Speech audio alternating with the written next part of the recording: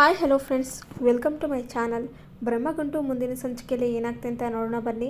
Finally ಇಲ್ಲಿ ಚಿರುಗೆ ದೀಪನೇ ದಿಶಾನ ಸತ್ಯ ಗೊತ್ತಾಗಿ ದೀಪ ಜೊತೆ ಹತ್ರ ಹಾಕಿ ಹೊರಟಿದ್ದಾನೆ. ಇನ್ನು ದೀಪ ಬಾಯಿಂದನೇ ದಿಶಾ ಸತ್ಯನ ಬಾಯಿ ಬಿಡಿಸ್ಬೇಕಂತ ಮಾಸ್ಟರ್ ಪ್ಲ್ಯಾನ್ ಮಾಡ್ತಾಯಿದ್ರೆ ಇಲ್ಲಿ ದಿಶಾಗೆ ಕ್ಲೋಸ್ ಆಗ್ತಾ ಇದ್ದಾನೆ ನನ್ನ ಹಸ್ಬೆಂಡು ಅಂದ್ಬಿಟ್ಟು ಚಿರು ಕೆನ್ನೆಗೆನೆ ಬಾರಿಸಿದ್ದಾಳೆ. ಇತ್ತ ಕಡೆ ನರಸಿಂಹ ಗುರುನ ಕರ್ಕೊಂಡು ಬೆಂಗಳೂರಿಗೆ ಬಂದಿದ್ದಾನೆ. ಹಾಗಾದರೆ ಚಿರು ದೀಪ ಮುಂದೆ ಗುರು ಬಂದೇ ಬಿಟ್ಟ. ಸೌಂದರ್ಯ ಮುಖವಾಡ ಬಯಲು ಮಾಡ್ತಾನ ಗುರು. ಸೌಂದರ್ಯಗೆ ಚಟ್ಟ ಕಟ್ತಾನ ಚಿರು ಅಂತ ನೋಡ್ಕೊಂಬರೋಣ ಬನ್ನಿ. ಇತ್ತ ಕಡೆ ದಿಶಾ ಬರ್ತಾ ಇರ್ತಾಳೆ. ಆಗ ಪ್ರಭಾಕರ್ ಬಂದ್ಬಿಟ್ಟು, ದಿಶಾ ಆ್ಯಕ್ಚುಲಿ ನಿನಗೆ ಕಂಗ್ರಾಟ್ಸ್ ಹೇಳ್ಬೇಕಮ್ಮ, ನೀವು ಮಾಡಿರೋ ಡಿಸೈನು ತುಂಬಾ ಚೆನ್ನಾಗಿದೆ. ಇನ್ನು ಅವೇನಾದರೂ ಮಾರ್ಕೆಟಿಗೆ ಬಂದರೆ ನಮ್ಮ ಕಂಪ್ನಿ ಇನ್ನಷ್ಟು ಚೆನ್ನಾಗಿ ಬಿಸ್ನೆಸ್ ಮಾಡ್ಬೋದು ಅಂದ್ಬಿಟ್ಟು ಅಂತ ಇರ್ತಾರೆ. ಹೌದು ಅವ್ವ, ಅದೆಲ್ಲ ಆದಷ್ಟು ಬೇಗನೆ ಮಾಡಬೇಕು. ಇದೆಲ್ಲ ಚಿರಾಗೋ ಪರಿಶ್ರಮ ಕೂಡ, ಅವ್ರು ತುಂಬಾ ಕಷ್ಟ ಬಿದ್ದಿದ್ದಾರೆ ಇದಕ್ಕೋಸ್ಕರ ಅಂದ್ಬಿಟ್ಟು ಅಂತ ಇರ್ತಾರೆ. ಇನ್ನು ಅದೇ ಟೈಮ್ಗೆ ಈ ಒಂದು ಸುಕನ್ಯಾ ಕೂಡ ಬಂದುಬಿಟ್ಟು, ರೀ ಏನು ರೀ ಅಂತಿದ್ರೆ, ಅಲ್ಲ ಕಣೆ ದಿಶಾ ನೋಡು ಎಷ್ಟು ಚೆನ್ನಾಗಿ ಕೆಲಸ ಎಲ್ಲ ಮಾಡ್ತಾ ಇದ್ದಾಳೆ. ಮತ್ತು ದಿಶಾ ಮತ್ತು ಚಿರು ಇಬ್ಬರು ಈ ರೀತಿ ಒಂದಾಗಿರೋದು ನೋಡಿಬಿಟ್ರೆ ನಮ್ಮೆಲ್ಲರಿಗೂ ಎಷ್ಟು ಖುಷಿ ಆಗುತ್ತೆ ಅಲ್ವಾ ಅಂತಿದ್ರೆ, ಹೌದು ರೀ ಪ್ರೀತಿ ಅಂದರೆ ಆಗಿರುತ್ತೆ ಅಂತಂದ್ಬಿಟ್ಟು ಇಲ್ಲಿ ಹೇಳ್ತಾ ಇದ್ರೆ. ಆಗ ಚಿರು ಕೂಡ ಅಲ್ಲಿಗೆ ಬರ್ತಾನೆ. ಏನು ಚಿಕ್ಕಪ್ಪ ಏನೋ ಮಾತಾಡ್ತಾರಾಗಿದೆ ಅಂತಾರೆ. ಹೌದು ಕಣೋ, ದಿಶಾ ಮಾಡಿರೋ ಕೆಲಸದ ಬಗ್ಗೆ ನಾವು ಕಂಗ್ರಾಸ್ ಹೇಳ್ತಾ ಇದ್ದೀವಿ ಅಷ್ಟೇ ಅಂದ್ಬಿಟ್ಟು ಅಂತಾರೆ. ಅದು ಸರಿಯೇ, ಇದರಲ್ಲಿ ದಿಶಾ ಅವ್ರ ಪಾತ್ರ ತುಂಬಾ ಚೆನ್ನಾಗಿದೆ. ಮಾಡಿರೋಂಥ ಡಿಸೈನು ದಿಶಾ ಅವರೇ ಹಾಕ್ಕೊಂಡು ಮಾಡಿದರೆ ತುಂಬಾ ಚೆನ್ನಾಗಿರುತ್ತೆ. ಅವರು ಆ ಡ್ರೆಸ್ಸಲ್ಲಿ ಸಖತ್ತಾಗಿ ಕಾಣ್ತಾರೆ. ಇತ್ತೀಚೆಗೆ ನನಗೆ ದೀಪ ಅಲ್ಲಲ್ಲ ದಿಶಾ ಅಂದರೆ ತುಂಬಾ ಇಷ್ಟ. ಅವ್ರ ಕೈ ಹಿಡ್ಕೊಂಡು ಯಾವಾಗಲೂ ಹೀಗೆ ಇರಬೇಕನ್ಸುತ್ತೆ ಅಂತಂದ್ಬಿಟ್ಟು ಚಿರಾಗಿ ಹೇಳ್ತಾರೆ. ಹೌದಪ್ಪ, ನೀವಿಬ್ಬರು ಈ ರೀತಿ ಖುಷಿಯಾಗಿದ್ದರೆ ಅಷ್ಟೇ ಸಾಕು ನಮಗೆ ಅಂತಂದ್ಬಿಟ್ಟು ಇಲ್ಲಿ ಹೇಳ್ತಾ ಇರ್ತಾರೆ ಸುಕನ್ಯಾ ಅವರು ಕೂಡ. ಹೌದು ಕಣೆ, ನನಗೂ ಕೂಡ ನಿನ್ನ ಕೈನ ಇದೇ ರೀತಿ ಹಿಡ್ಕೋಬೇಕಂತ ಅನ್ನಿಸ್ತಾ ಇದೆ ಅಂತಂದ್ಬಿಟ್ಟು ಅಂತ ಇದ್ರೆ, ರೀ ನಿಮಗೆ ಪ್ರೀತಿಗೆ ಒತ್ತು ಗೊತ್ತು ಏನೂ ಇಲ್ವಾ ಅಂತಿದ್ರೆ, ಅಯ್ಯೋ ಪ್ರೀತಿ ಯಾಕೆ ಒತ್ತು ಗೊತ್ತು ಬೇಕು ಅಂತಂದ್ಬಿಟ್ಟು ಇಲ್ಲಿ ಪ್ರಭಾಕರ್ ಅಂತ ಇರ್ತಾರೆ. ರೀ ಮನೆಯವ್ರ ಮುಂದೆ ಏನಿದು ನಿಮ್ಮ ಕೆಲಸ ಅಂತಂದ್ಬಿಟ್ಟು ಇಲ್ಲಿ ಸುಕನ್ಯಾ ಬೈತಾ ಇರಬೇಕಾದ್ರೆ ಕೈ ಹಿಡ್ಕೊಳ್ತಾನೆ ಈ ಒಂದು ದೀಪ. ಅದು ಚಿರಾಗ್ ಏನಿದು ಅಲ್ಲ ಮನೆಯವ್ರ ಮುಂದೆ ಅಂತಾರೆ. ಅಯ್ಯೋ ಇದರಲ್ಲಿ ಏನಿದೆ ತಪ್ಪು ನೋಡಿ, ನಾನು ಅಪ್ಪನ ಹತ್ರ ಆಶೀರ್ವಾದ ತೊಗೊಂಬರ್ಬೇಕು ಅಂತ ಅಂದ್ಕೊಂಡಿದ್ದೀನಿ, ಬನ್ನಿ ಇದು ಅಪ್ಪನಿಗೋಸ್ಕರ ಅಂತಾರೆ. ಹೌದು, ಆಗ್ಲಿಂದ ಅಣ್ಣ ನೀವಿಬ್ಬರನ್ನ ನೋಡಬೇಕಂತ ಅಂತ ಇದ್ದ. ನೀವಿಬ್ಬರು ಈ ರೀತಿ ಒಟ್ಟಾಗಿರೋದು ಖುಷಿಯಾಗಿರೋದು ನೋಡಿದ್ರೆ ಅಣ್ಣನಿಗೂ ಕೂಡ ತುಂಬಾ ಖುಷಿಯಾಗುತ್ತೆ. ಹೋಗಿ ಹೋಗಿ ನೀವು ಅಂದ್ಬಿಟ್ಟು ಪ್ರಭಾಕರ್ ಅಂತಾರೆ. ಸರಿ ಆಯಿತು ಬನ್ನಿ ದಿಶಾ ಅಂತಂದ್ಬಿಟ್ಟು ಚಿರು ಇಲ್ಲಿ ದೀಪನ ಕೈ ಹಿಡ್ಕೊಂಡು ಹೊರಟೋಗ್ತಾನೆ. ಇನ್ನು ಇತ್ತ ಕಡೆ ಈ ಒಂದು ಸಾನಿ ಪುಟ್ಟ ಆಟ ಮಾಡ್ತಾ ಇರ್ತಾರೆ. ನಾನು ತಿಂಡಿ ತಿನ್ನಲ್ಲ ಅಂತ, ಮಗು ಪ್ಲೀಸ್ ತಿಂಡಿ ತಿನ್ನು ಅಂತಿದ್ರೆ, ಆಗಲ್ಲವಪ್ಪ ಆಗಲ್ಲ ನೋಡು, ನಾನು ಇವತ್ತು ಸ್ಕೂಲಿಗೆ ನೀವಿಬ್ಬರನ್ನು ಕರ್ಕೊಂಡು ಹೋಗಬೇಕು. ನಾಳೆ ನಮ್ಮ ಸ್ಕೂಲಲ್ಲಿ ಕಾಂಪಿಟೇಷನ್ ಇದೆ ಗೊತ್ತಾ, ಮೀಟಿಂಗ್ ಎಲ್ಲ ಇದೆ. ಫಾದರ್ಸ್ ಡೇ, ಮದರ್ಸ್ ಡೇ ಎಲ್ಲರೂ ಕೂಡ ಅಪ್ಪ ಅಮ್ಮ ಬರ್ತಾರೆ. ಆದರೆ ನಾವು ಮಾತ್ರ ಯಾವಾಗೂ ಕೂಡ ಬರೋದಿಲ್ಲ, ನಮ್ಮ ಅಪ್ಪ ಅಮ್ಮನೇ ಬರೋದೇ ಇಲ್ಲ ಅಂತ ಬೇಜಾರು ಮಾಡ್ಕೊಳ್ತೀನಿ ನಾನು ತುಂಬಾ ಗೊತ್ತಾ. ಆದರೆ ನಾಳೆ ಈವೆಂಟಲ್ಲಿ ನೀವಿಬ್ಬರೂ ಬರಬೇಕು ಅಂದ್ಬಿಟ್ಟು ಅಂತಾರೆ. ಕಂದ ನಾನು ಬರ್ತೀನಿ, ನಿಮ್ಮಮ್ಮನ ಬಗ್ಗೆ ಗೊತ್ತಿಲ್ಲ ಅಂದ್ಬಿಟ್ಟು ಇಲ್ಲಿ ವಿರಾಟ್ ಅಂತಾರೆ. ಯಾಕೆ ಅಂತಾರೆ. ಅಯ್ಯೋ ಅವ್ರ ಕೆಲಸಕ್ಕೆ ರಜೆ ಕೊಡಬೇಕಲ್ವ ಕಂದ ಅಂತಾರೆ.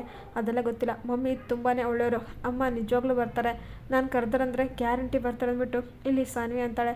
ಹೌದಾ, ನಿಮ್ಮಮ್ಮ ಆಟ ಮಾರಿ ಜಗಳ ಗಂಟೆ ಅವಳು ಯಾವಾಗ ಬರ್ತಾಳೆ ಅಂತಾರೆ. ಪಾಪ ಅಮ್ಮ ತುಂಬಾ ಒಳ್ಳೆಯವರು, ಆ ರೀತಿ ಎಲ್ಲ ಬೈಬೇಡಿ ಅಂದ್ಬಿಟ್ಟು ಅಂತ ಇರ್ತಾರೆ. ಏನಿದು ಏನು ಮಾತಾಡ್ತಿರೋ ಆಗಿದೆ ಅಂತಾರೆ. ಅಮ್ಮ ನೀವು ಹಠ ಮಾರಿನಾ, ನೀವು ಮಾತೇ ಕೇಳಲ್ವಾ, ನೀವು ತುಂಬಾ ಕೋಪ ಮಾಡ್ಕೊಳ್ತೀರಾ ಅಂತಾರೆ. ಇಲ್ಲ ನಿನಗೆ ಯಾರು ಹೇಳಿದ್ರು ಇದೆಲ್ಲ ಅಂತಾರೆ. ಅಪ್ಪ ನಿನ್ನ ಈ ರೀತಿ ಅಂತ ಇದ್ದ, ಆದರೆ ನಾನು ನಿನ್ನ ಸಪೋರ್ಟ್ ಮಾಡ್ಕೊಂಡು ಮಾತಾಡ್ತೀನಿ, ನೀವು ಈ ರೀತಿ ಎಲ್ಲ ಮಾಡೋರೇ ಅಲ್ಲ ಅಲ್ವಾ ಅಮ್ಮ ಅಂತಾರೆ. ಓಹೋ, ಕೆಲವೊಬ್ಬರಿಗೆ ನನ್ನ ಬಗ್ಗೆ ಗೊತ್ತಿಲ್ಲ, ನಿನಗಾದ್ರೂ ನನ್ನ ಬಗ್ಗೆ ಗೊತ್ತಿದೆಯಲ್ಲ ಅಷ್ಟೇ ಸಾಕು ಕಂದ ಅಂತಾರೆ. ಅಮ್ಮ ನನ್ನ ಹತ್ರ ಒಂದು ಪ್ರಾಮಿಸ್ ಕೊಡ್ತೀಯಾ ನೀನು ಅಂತಾರೆ. ಪ್ರಾಮಿಸಾ ಯಾಕದು ಅಂತಾರೆ. ವಿರಾಟ್ ಎಲ್ಲಿನಾಗ್ತಾ ಇರ್ತಾನೆ. ಆಗ ಯಾಕೆ ಅಂತಂದರೆ, ನಾಳೆ ನಮ್ಮ ಸ್ಕೂಲಲ್ಲಿ ಮೀಟಿಂಗ್ ಇದೆ, ನೀನು ಮತ್ತು ಅಪ್ಪ ಇಬ್ಬರು ಬರಬೇಕು ಅಂತಂದ್ಬಿಟ್ಟು ಮಗು ಅನ್ನುತ್ತೆ.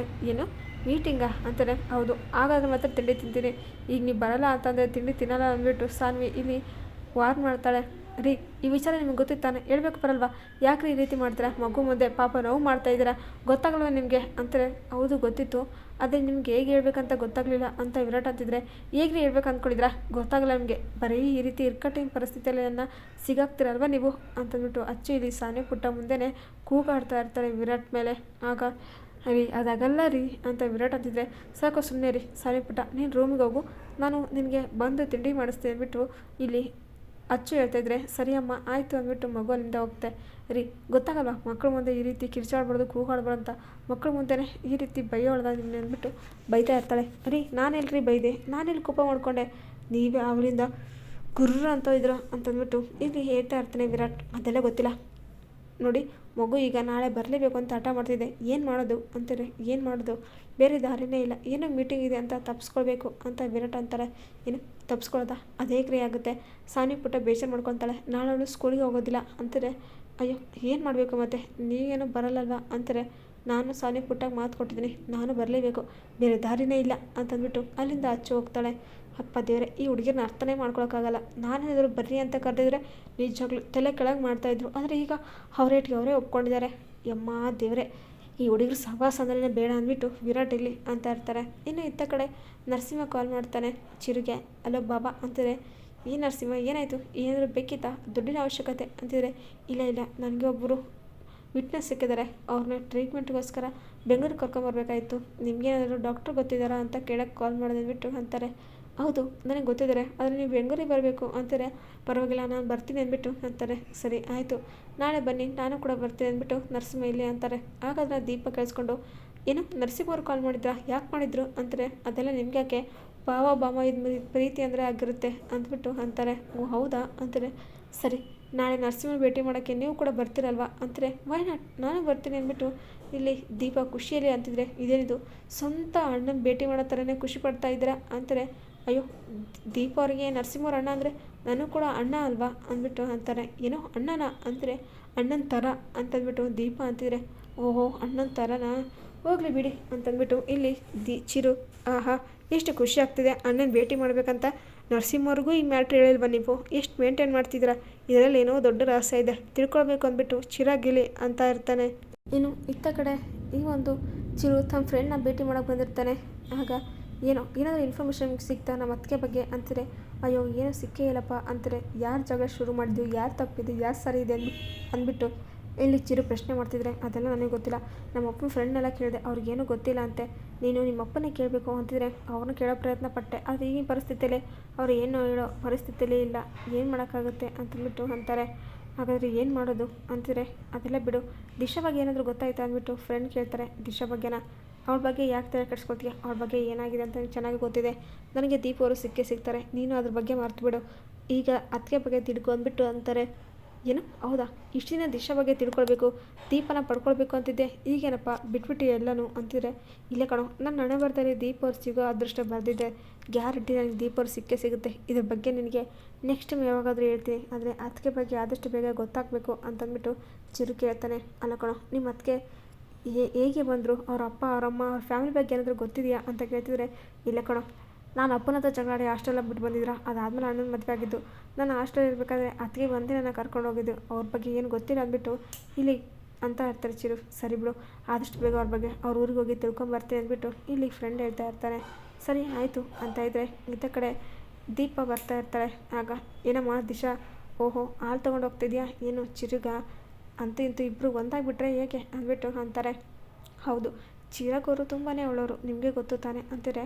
ಹೌದು ಬಿಡು, ನಾನು ಚಿರು ನೋಡ್ತಾ ಇದ್ರೆ ಯಾರಿಗೆ ತಾನೇ ಇಷ್ಟ ಆಗಲ್ಲ, ನೋಡಿದ ತಕ್ಷಣ ಪ್ರೀತಿ ಮಾಡಬೇಕು ಅಂತ ಅನಿಸುತ್ತೆ ಅಂತಂದ್ಬಿಟ್ಟು ಇಲ್ಲಿ ಸುಕನ್ಯಾ ಅಂತ ಇದ್ದರೆ. ಆಗ ಅಲ್ಲಿಗೆ ಸೌಂದರ್ಯ ಬರ್ತಾರೆ. ಏನು ನಡೀತಾ ಇದೆ ಇಲ್ಲಿ ಅಂತಿದ್ರೆ. ಆಗ ಚಿರು ಮೇಲೆ ನಿಂತ್ಕೊಂಡು ನೋಡ್ತಾ ಇದ್ರೆ. ಇತ್ತ ಕಡೆ ಅದು ಏನೂ ಇಲ್ಲಮ್ಮ, ಇತ್ತೀಚೆಗೆ ನೋಡ್ತಿದ್ದೆ ತಾನೆ ಚಿರು ಮತ್ತು ಈ ಒಂದು ದಿಶಾ ಎಷ್ಟು ಕ್ಲೋಸ್ ಆಗಿದ್ದಾರೆ.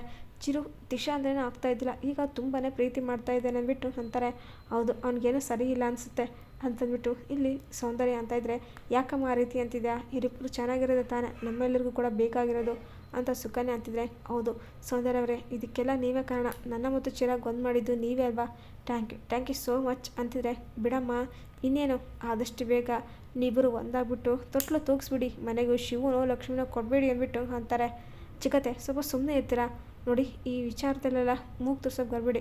ಚಿರಾಗು ಇದಕ್ಕೆಲ್ಲ ಅನುಮತಿ ಕೊಡಲ್ಲ, ಅವ್ನ ಲೈಫ್ ಬಗ್ಗೆ ಇನ್ನೂ ಕೆರಿಯರ್ ಬಗ್ಗೆ ಯೋಚನೆ ಮಾಡಬೇಕಾಗಿದೆ, ಇದ್ರ ಬಗ್ಗೆ ಯೋಚನೆ ಮಾಡೋಕ್ಕೆ ಟೈಮ್ ಇಲ್ಲ. ಇನ್ನು ದಿಶಾಗೂ ಇದೆಲ್ಲ ಇಷ್ಟ ಆಗಲ್ಲ ಅಂದ್ಬಿಟ್ಟು ಇಲ್ಲಿ ಸೌಂದರ್ಯ ಬಿಹೇರ್ಡಾಗಿ ಬಿಹೇವ್ ಮಾಡ್ತಾಯಿದ್ರೆ. ಸುಕನ್ಯಾ ಯಾಕಮ್ಮ ಆ ರೀತಿ ಅಂತಿದ್ಯಾ, ಯಾಕೆ ದಿಶಾ ನಿನಗೆ ಮಗು ಅಂದರೆ ಇಷ್ಟ ಇಲ್ವಾ ಅಂತಾರೆ. ಅಯ್ಯೋ ಮಗು ಅಂದರೆ ಯಾರಿಗೆ ತಾನೇ ಇಷ್ಟ ಇಲ್ಲ ಚಿಕ್ಕತೆ, ನನಗಂತೂ ಮಗು ಅಂತಂದರೆ ತುಂಬಾ ಇಷ್ಟ ಅಂದ್ಬಿಟ್ಟು ಬೇಕು ಅಂತ ಇರ್ತಾಳೆ ದೀಪ. ಇದರಿಂದ ಸೌಂದರ್ಯಗೆ ಕೋಪ ನೆತ್ತಿಗೆ ಇರ್ತಾಯಿದ್ರೆ. ಯಾಕೆ ಅದಕ್ಕೆ ಈ ರೀತಿ ಮಾತಾಡ್ತೀರಾ ಅಂದ್ಬಿಟ್ಟು ಚಿರು ಇಲ್ಲಿ ಅಂದ್ಕೊಳ್ತಾ ಇರ್ತಾನೆ. ಇನ್ನು ಇತ್ತ ಕಡೆ ನೆಕ್ಸ್ಟ್ ಡೇ ಈ ಒಂದು ಚಿರು ಮತ್ತು ದೀಪ ಇಬ್ಬರು ಕೂಡ ಬಂದಿರ್ತಾರೆ. ಆಗ ನರಸಿಂಹ ಬರ್ತಾನೆ. ಹೇಗಿದೆ ಬಾವ ಅಂತಾರೆ. ನಾನು ಚೆನ್ನಾಗಿದ್ದೀನಿ, ನೀನೇಗಿದೆ ಅಂದ್ಬಿಟ್ಟು ಅಂತ ಇರ್ತಾರೆ. ಇಲ್ಲಿ ಹಾಸ್ಪಿಟಲಲ್ಲಿ ಗುರುನ ಕರ್ಕೊಂಬಂದಿರ್ತಾಳೆ ಸಂಜನಾ ಕೂಡ. ಗುರು ಚೆಕಪ್ ಎಲ್ಲ ಆಗುತ್ತೆ, ಸರಿ ನಾನು ಬರ್ತೀನಿ ಅಂದ್ಬಿಟ್ಟು ಗುರು ಮಾತಾಡಿಸ್ಕೊಂಡು ಚಿರುನ ಮಾತಾಡಿಸ್ಕೊಂಡು ಅಲ್ಲಿಂದ ಹೋಗ್ತಾ ಇರ್ತಾನೆ ನರಸಿಂಹ. ಆಗ ಈ ಒಂದು ಚಿರು ಮತ್ತು ದೀಪ ಇಲ್ಲಿ ನಿಂತ್ಕೊಂಡಿರ್ತಾರೆ. ಅರೆ ಸಂಜನಾ ಕೂಡ ಬಂದಿದ್ದಾಳೆ ಅಂತಂದ್ಬಿಟ್ಟು ದೀಪ ಅಂತಿದ್ರೆ, ಹೌದು ಅಲ್ಲಿ ಯಾರೋ ವ್ಯಕ್ತಿ ಇದ್ದಾರೆ, ಆ ಕ್ಲೈಂಟ್ನ ಯಾವಾಗೋ ನೋಡ್ರ ಥರ ಕಾಣಿಸ್ತಾ ಇದೆ ಅಂತಂದ್ಬಿಟ್ಟು ಇಲ್ಲಿ ದೀಪ ಅಂತಾರೆ. ಹೌದಲ್ವಾ, ಒಂದು ಸರ್ತಿ ನಾವು ಮೀಟ್ ಮಾಡ್ಕೊಂಬರೋಣ, ಅವ್ರದ್ದೇ ಇರಬೇಕು ಚೆಕಪ್ ಅಂದ್ಬಿಟ್ಟು ಚಿರು ಮತ್ತು ದೀಪ ಇಬ್ಬರು ಕೂಡ ಬರ್ತಾರೆ. ಅದು ಗುರು ಆಗಿರುತ್ತೆ. ಗುರು ನೋಡಿ ಶಾಕ್ ಆಗಿಬಿಡುತ್ತೆ. ಅಂತಿಂತು ಗುರು ಬದುಕಿರೋ ಸತ್ಯ ದೀಪ ಚಿರು ಮುಂದೆ ಬಯಲಾಯಿತು. ಸೌಂದರ್ಯ ಮುಖಂಡ ಬಯಲು ಮಾಡ್ತಾನೆ ಗುರು ಅಂತ ನೋಡೋಣ. ಈ ವಿಡಿಯೋ ನಿಮಗೆ ಇಷ್ಟ, ಪ್ಲೀಸ್ ಲೈಕ್ ಮಾಡಿ, ಶೇರ್ ಮಾಡಿ, ಕಮೆಂಟ್ ಮಾಡಿ. Thank you for watching.